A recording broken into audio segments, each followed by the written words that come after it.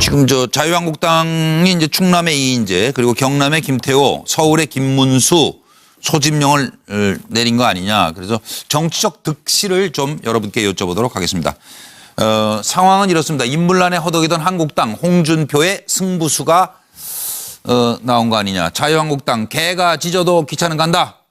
탄핵 대선과 달리 보수 우파가 결집할 것이다. 충남도지사 후보 이인재, 육선 국회의원으로서 노동부 장관과 경기도지사를 역임했고 안희정 박수현 사태로 해볼 만한 싸움 아니에요 하는 생각 아니실까. 경남도지사 후보 김태호 재선 국회의원이며 재선 경남도지사입니다. 6년 전에 내가 김경수에 이겼어요. 지금 리턴 매치가 지금 벌어지게 생겼습니다.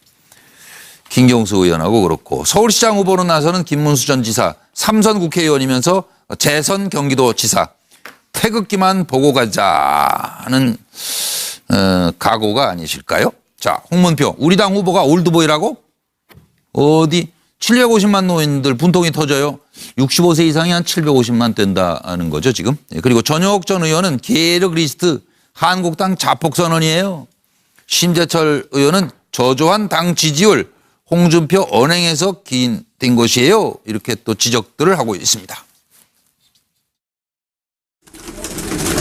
저는 46살에 최연소 경기도지사가 돼가지고 수많은 혁신과 도전을 계속해서 경기도를 제일 아주 역동적인 젊은 도로 만들었던 경험이 있습니다. 그때보다도 제 용기와 열정, 비전 이거는 조금도 시들지 않았다고 생각합니다. 오히려 더 원숙하게 불타고 있다고 생각하고요. 도민들이 저에게 기회를 주신다면 제가 우리 충청남도를 제일 역동적이고 제일 젊은 지방으로 만들 자신이 있습니다.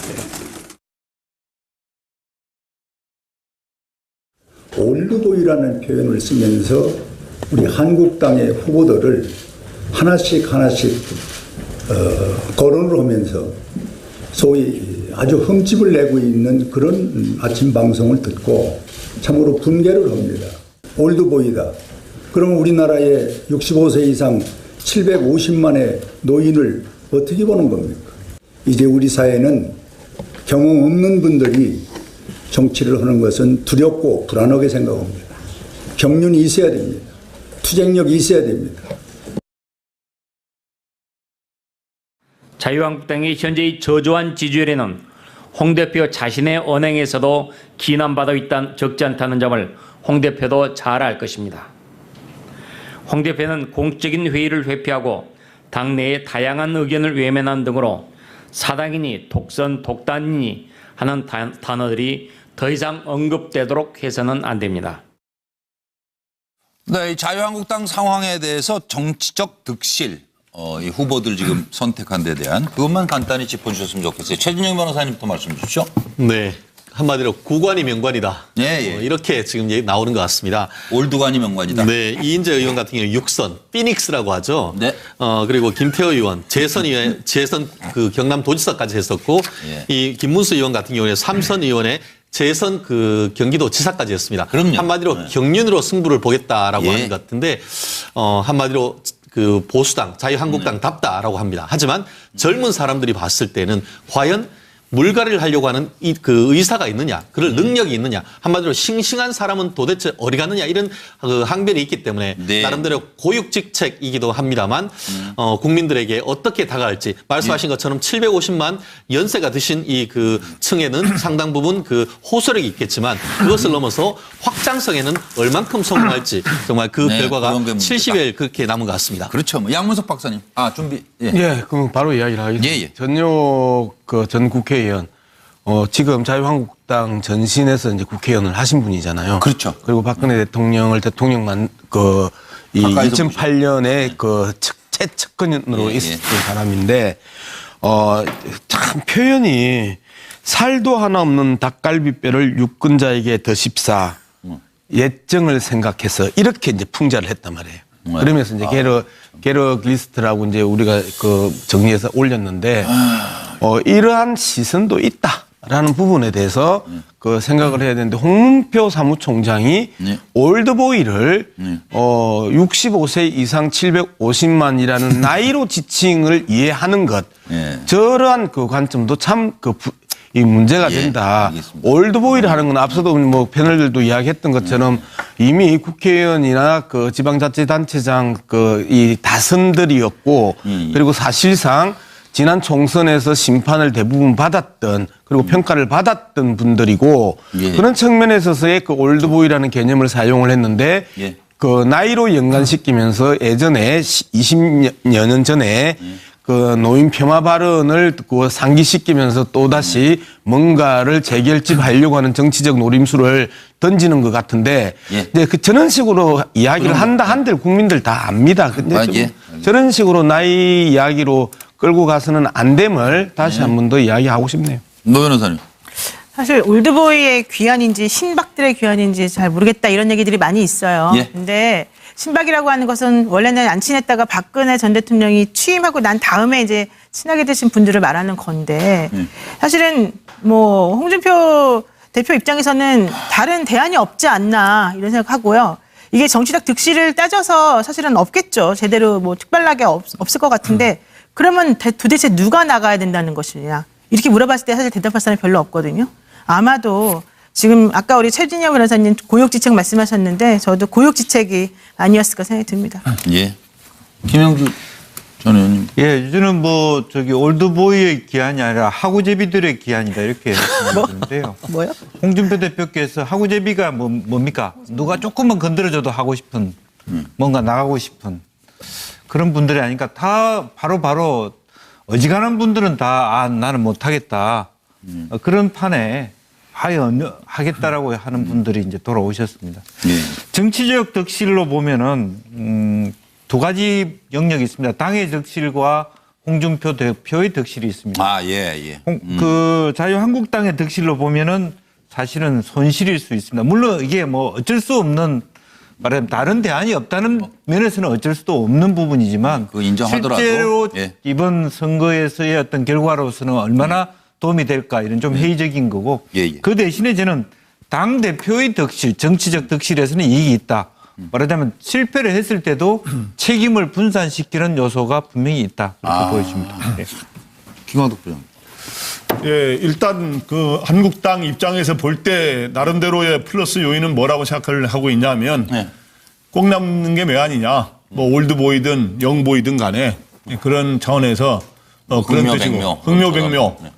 흰 고양이든 검은 고양이든 쥐만 잘 잡으면 되지 않느냐 하는 그런 뭐 비슷한 말인데 어쨌든 다 세 사람의 공통점은 한때 대선 주자였고 다 한때 광역단체장을 지낸 사람들이죠. 그래서 그러한 경륜을 활용할 수 있다 이런 게 있는데 마이너스 효과를 하자면 외연 확대, 즉 중도층이라든가 청년층으로의 외연 확대에 상당히 한계가 있는 거 아니냐. 예. 그리고 당에 상당히 올드한 이미지, 예, 그런 파티 이미지를 벗어나기가 좀 어렵다 하는 이런 마이너스 효과가 있습니다. 황장수. 저게 지금 한국당의 현재 정당 지지율을 좀 봐야 됩니다. 네. 그 2.5배에서 3배 정도 차이가 나요, 민주당하고요. 예, 이런 양상에서 과연 영입 인사가 있을 것인가? 안 그러면 당의 싱싱한 신진 인사가 당을 위해서 의원직을 던지고 내 자살을 하겠다. 이럴 사람이 있을 것인가? 없어요. 그런 상황에서 저 사람들이 다른 사람보다는 그래도 나갔을 때 지지율이 좀 더 나올 수 있을 것은 확실하다 이래 봅니다. 그런데 이제 여기서 중요한 것은 저 세 사람이 원래 친박이었냐? 친박 아니었죠. 이 박근혜 정부에서도 좀 찬밥들이었습니다. 다만 탄핵 국면에서 자신의 여러 가지 칼라 때문에 탄핵 반대의 입장에 섰을 뿐이다라고 봐야 되고요. 실은 기왕에 저렇게 결정할 것 같으면 이 사람 저 사람 해서 이렇게 찔러보다가 할 사람이 없어서 마지막에 저렇게 고육지게로 한 모양으로 하지 말고 차라리 처음부터 그래도 우리 당에서 제일 경쟁력이 있다 하고 그랬으면 뭐 올드보이니 이런 소리니 안 나왔을 거 아니냐. 그런 부분이 좀 그러네요. 홍준표 대표 입장에서는 다른 대안이 없지 않나 이런 생각하고요. 이게 정치적 득실을 따져서 사실은 없겠죠. 제대로 뭐 특별하게 없을 것 같은데 그러면 도대체 누가 나가야 된다는 것이냐. 이렇게 물어봤을 때 사실 대답할 사람이 별로 없거든요.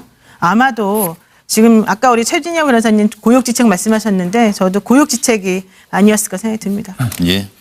김영주 전 의원님. 예, 요즘은 뭐 저기 올드보이의 기한이 아니라 하구제비들의 기한이다 이렇게 말씀드리는데요. 뭐요?